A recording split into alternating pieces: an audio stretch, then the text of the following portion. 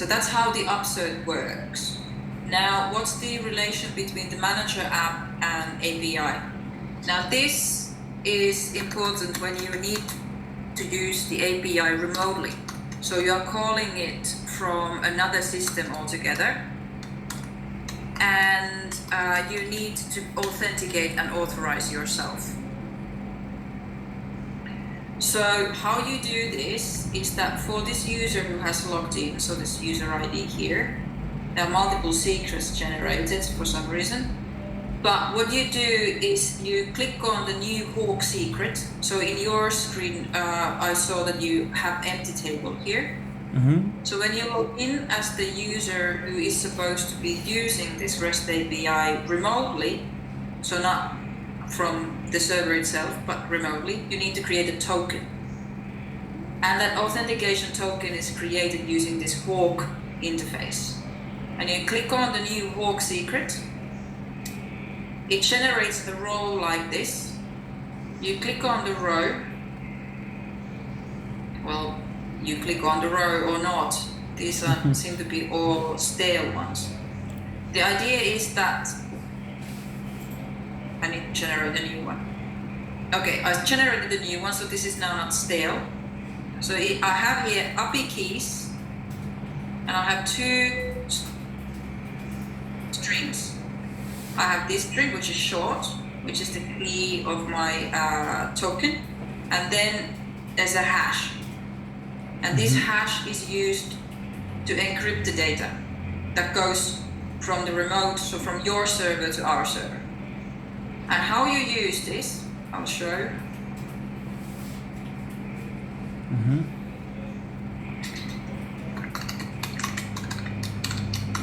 We have some test scripts in a Jupyter notebook, so I'm just going to log into a system and show them from there because we have them in an R script and in a Python script. Easier to explain from there. Yeah, so just a heads up that I did just invoke recording just in case, so. Okay. Okay. So here we have some API examples. This is just this is R script now, but the principle is exactly the same in Python. In Python you can use Mohawk library. We use Mohawk also in R. And here you define in your script, you define your host, you define your ID, which is now this here, the short one here. Okay. And then you identify your key, which is the long string. Okay. You define this encryption algorithm, which is SHA-256. You define the URL, which is the API something. So this now comes from the Swagger. So this is your URL. And then you define the content for that URL, which is then that JSON, this JSON here, basically. So this bit. And basically, you can use in R the Mohawk library or in Python the Mohawk library to generate this header, this HTTPS header, which contains the credentials, the URL that you are calling, the method, the hashing, so on. And then you just execute it with a get command or something like that. Depends on the library that you're using. And then you get the response. So instead of here using this dsdemo Feno, I would use, just a second, I need to go and copy it because I can't remember it. What's the name of this data set? I would put this in here and upsert, and then the rest of the, and then the JSON would go in another element. So this is basically how you would script it. So the manager app that you have is for generation of these tokens. Without these tokens, you can't call the API remotely. Okay. Ani, I think this is relevant that all our system and their system are all the same network. So is that still require this, or? Yes. So Okay. if this request is not being generated on the BC Insight server in situ, you need this.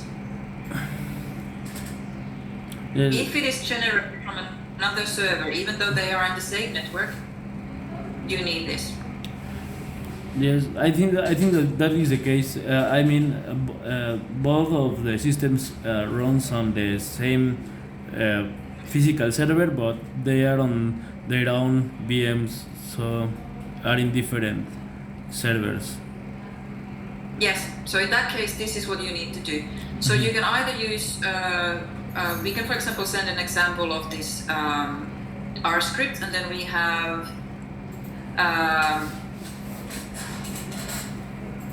Python script that uses Mohawk as well, and this is also for remote use. So we have the identifier, we have the key, we have the algorithm, and then you have the URL which you call, and then you have the content for the call in JSON in another element. That's how you do it. Okay. So Ani, you're just using Jupyter as an example to show the script that they would not Yes. leverage Jupyter. No.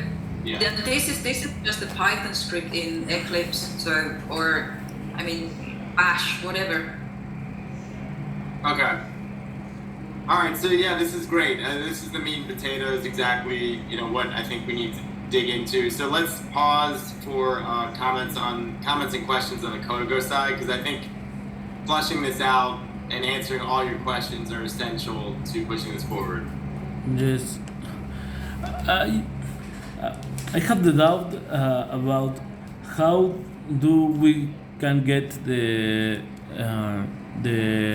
both of the strings, the hash string and the other identifier, the token, when this is gonna be go live. I mean, when we automate this API. Yeah, so you need to have a dedicated user which has access to the data sets. Okay. Which we do. For example. Yeah, so we have, Ani, we created two users, API test and API prod. Okay, so you could use the API test, for example. So you log into BC Insight Okay. as API test user. So you log in here, and then Okay. you navigate to the manager API. So here, as that user, Okay. you click on the new Hawk secret, and that will generate you a new set of API keys. It is possible in the Hawk system to define different valid dates. So this is not a really long, like it's like what, 20 years. Okay. But you might want to keep it shorter. There are mechanisms of automatically generating these keys when they expire. Okay. You don't necessarily need to do that right now. You can, for example, for testing purposes, create a key that has like 5 years, and then you can go and delete it when we go to production, and we can possibly look at that one and how you would go renewing. If you want to keep a short valid time, then be able to. For the testing and for initial purposes, I would just go and create it manually and then Okay. use that key. Okay. So you need to be logged into the BC Insight as that user, and then you navigate from the BC Insight to this URL, and you click on the new secret button, and then you get your secret tokens, and those you copy into your script. Okay. Okay. That sounds nice and easy to follow. Okay. Yeah, and again, you have the API test here. And remember, Jonathan and Roberto, we have a personal info test data set. So I think it's like we have the 9 production phenotypic data set and then a 10th data set, which is a duplicate of the personal information production, so that you can leverage that to you can leverage that test account and leverage that specific data set for testing. Okay. Now, this of course does not address problem situations. So if for some reason the insert or update doesn't work, for example, there's a permission problem or there's some kind of other format problem in the data. So you're, for example, trying to float data into a field that takes integers.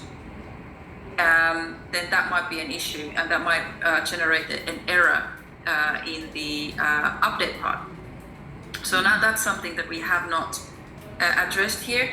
So the successful insert will give you a reply that looks like this. So it contains the data that's been there, or that's been inserted and already exists. So this is how the successful one looks like.